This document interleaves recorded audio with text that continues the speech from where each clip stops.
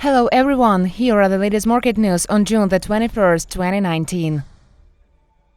Stocks fall ending the best week since January.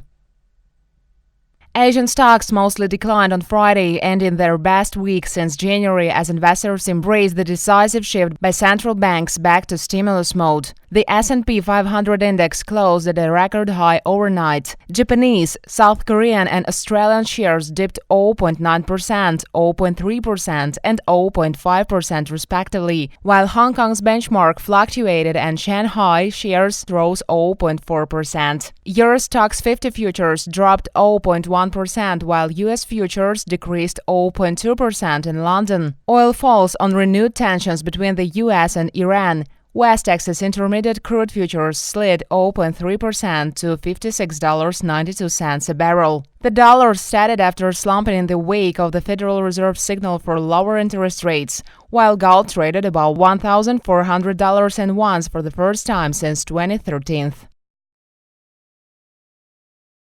FAA suspends flights over Iran-controlled airspace. The U.S. Federal Aviation Administration issued an emergency order on Thursday prohibiting U.S. operators from flying in Iran-controlled airspace over the Strait of Hormuz and Gulf of Oman due to heightened tensions. The order came hours after United Airlines suspended flights between New Jersey's Newark Airport and the Indian financial capital of Mumbai, which fly through Iran's airspace following a safety review after Iran shot down a high-altitude U.S. surveillance drone. The U.S. prohibition does not apply to airlines from other countries, but OPS Group, which provides guidance to operators, said it would be taken into consideration by carriers globally. Sharon Phillips Chemical to buy Nava chemicals.